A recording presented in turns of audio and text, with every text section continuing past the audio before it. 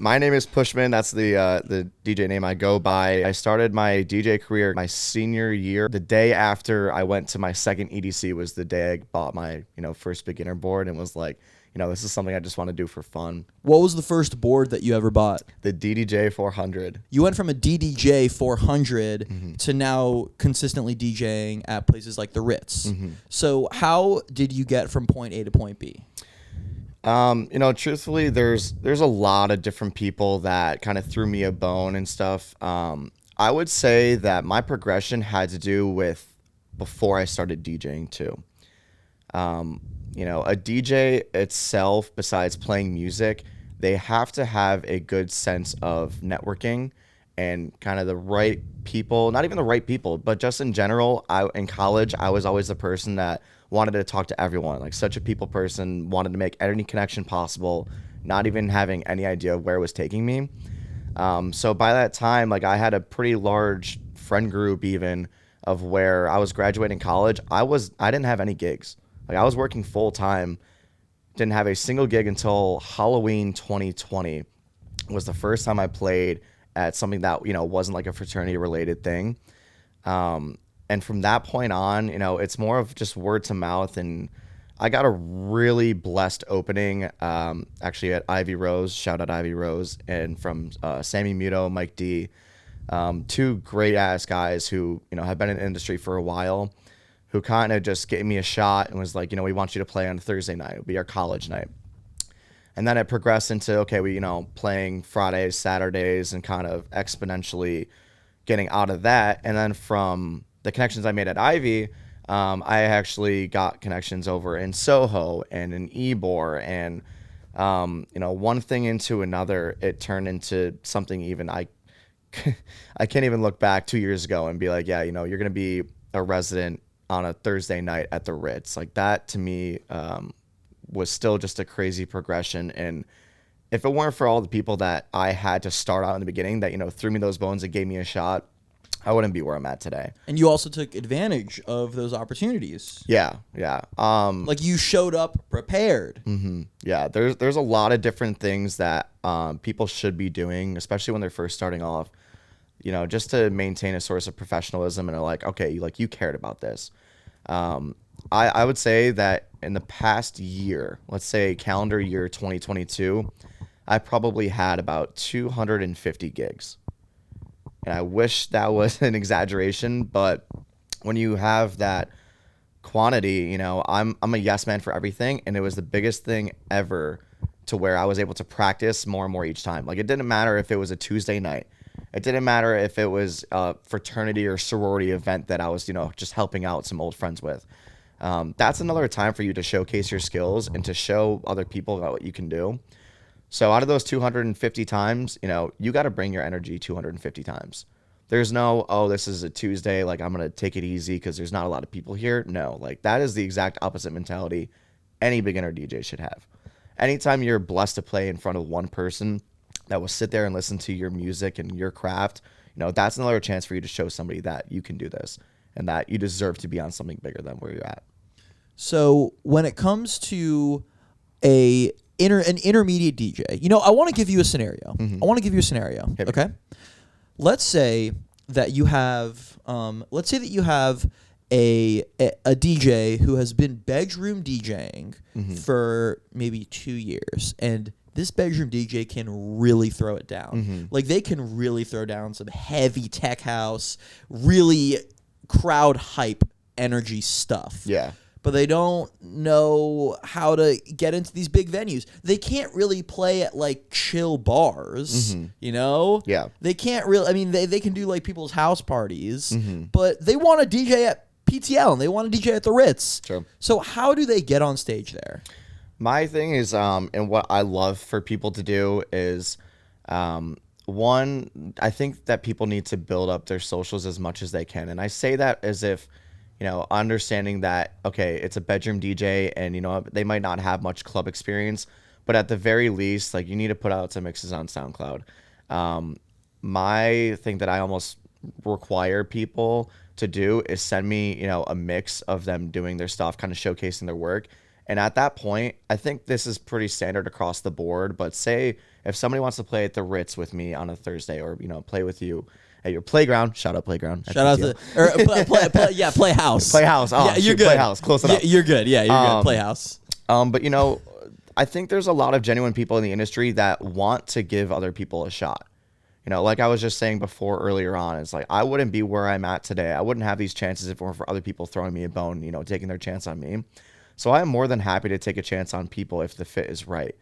So part of that is just, building up their socials. I don't even mind people messaging me. Like if somebody messages me on Instagram and says, hey, my name is so-and-so, gives me like a little background of them and say, this is the format of music I play. I have this mix on SoundCloud. I would love for you to check it out. And I always do. I will literally sit in my car rides if I'm going to gigs or anywhere, and I'll be listening to younger DJs SoundCloud mixes. And if it's the right fit, I would say, I want to have you play somewhere else with me first, or I want to, go behind the scenes, or come over, or I would just want to see you mix. And because it's a little tough to just say, okay, I want to see you go from SoundCloud to playing on the most expensive equipment at the biggest club in Tampa. Right. Like that's a very tough transition, and it can be overwhelming for people. Like I couldn't imagine going from a bedroom DJ just being like, hey, you're going to play a main stage at the Ritz. So I'd say that there are opportunities for people, but they need to do it in the proper way. Because what's the improper way of contacting you or someone else who plays consistently at the Ritz? I've gotten messages that literally say, hey, yo, let me get on them, or let me get on the sticks. And I'm just like, I don't even want to answer it. Like, it's not even me being mean. It's just like, that's not the way. Like it's rude. It is rude. I didn't get where I'm at by sliding in people's DMs saying, hey, yo, let me play on the sticks, or let me get up on that stage. It's like there is a source of professionalism that you do need to carry. So what's the perfect DM? What is the perfect cold DM? If you were me and I'm a beginner DJ, I would say, hey, Mike. Well, first off, before that, you need to go where they're playing before. Like I feel like it's almost mandatory. Wait, you said you need to go. You need to go. Okay. So if somebody wanted to play with the Ritz at me on Thursday, like I would expect to have them come before they even message me. That's completely fair. Yeah. Yeah. But after that, I would honestly just say, hey, Mike, love what you're doing at so-and-so venue. I'm a DJ myself who's more getting involved in the industry. I play, tech house or bass house mainly, but would love to really get more involved. I made a couple mixes. I would love for you to check them out and give me some advice. And if you have any opportunities that are coming up, please let me know. I would love to, connect with you. That's a great DM. And I want to say why that's a great DM, because that person's asking for advice. Like that person is saying, hey, even if you can't put me on stage tomorrow, I would love just, a 10-minute call. Like, I'm sorry, everyone in the world has 10 minutes. The president of the United States has 10 minutes to call like a young congressman and give them advice. You know what I mean? Yep. Like, and guess what? We're not the president. Like, we have time to talk to people on the phone. Like something that's a phone call that I love receiving. Wait, let me do this. Hold on. Time to get you in here. Yeah.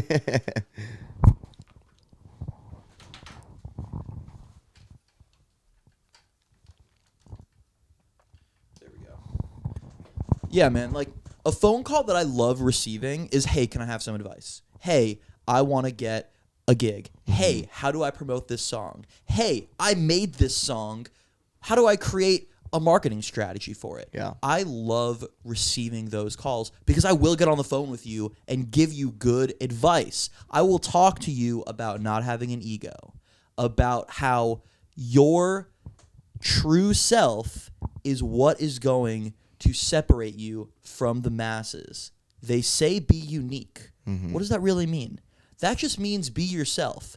Everyone has a heart attack when they find out that I'm an attorney, that I'm Jewish, that I'm Jewish. Yeah. And it's like the reason that they're like, oh my gosh, that's so cool. It's because it's different. But like what does different really mean? It just means that it's me. Everybody has unique qualities about them that they should use when they are trying to promote their music. You know what I mean? Exactly. Yeah, like that's why we love Pausa so much. Like you know Pausa. Yeah. So for the listeners who may not know, PAWSA Pausa. He's one of the head producers at the label Solid Grooves. He's like this insane 6'5", very skinny black dude.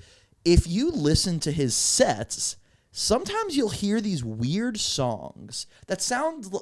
It sounds like they were produced by like, you know, an elementary school student, and I'm not saying that wrong. Yeah. What I'm saying, and wow, that's such a mean thing to say, but I'm saying that they sound very like blank and almost basic. That's DJ Dion. Look up DJ Dion. DJ Dion is like this late 90s, early 2000s DJ from Chicago who would throw on these house songs, very, very high BPM, at clubs in Chicago. But it's really? I wouldn't even call it Chicago house. But when you listen to new Pausa, you 100% hear the influence from DJ Dion. Like, okay, DJ Dion has this one song called Three Fine Hoes. Like and I literally heard Pausa play that at Space. Like I was at Space and I didn't DM. I Shazammed that song and it's like it popped up under DJ Dion. And it's like such a grotesque song. Like it's super like whoa. But it's just awesome. And you can hear that. And that's because you know that Pausa was at these clubs back in the day. You know, listening to these songs. So be unique and hit up me and Mike Putman. Yeah. I think part of the thing too, that's a big piece of what you said too, is talking about an ego. You know, there's a fine line between faking it till you make it and having an ego. You know, I look at myself too, and you know, honestly. And this is me really humbly speaking, but, you know, people always are coming up to me, you know, saying congratulations on, you know, the Ritz and traveling and all this stuff. And honestly, at the end of the day, like, I still look at myself like I'm a local DJ. Like, at the end of the day, I'm nobody big. I haven't even put out any of my own music yet. Like, there's nothing that drives me more insane, but I think will drive people away into giving you a shot if someone thinks that they're too good for something. Right. Yeah. Well, this has been great. I'm happy that we did this. We're at 50. I wanted to do this in 10 minutes. We're doing 16. But yeah, you're about to hop on the sticks. We're about to hop on the sticks. Hey, yo, you want to hop on the sticks? Hey, yo, let me hop on the sticks real quick, Grant. All right, let's do it. That was cool. Great.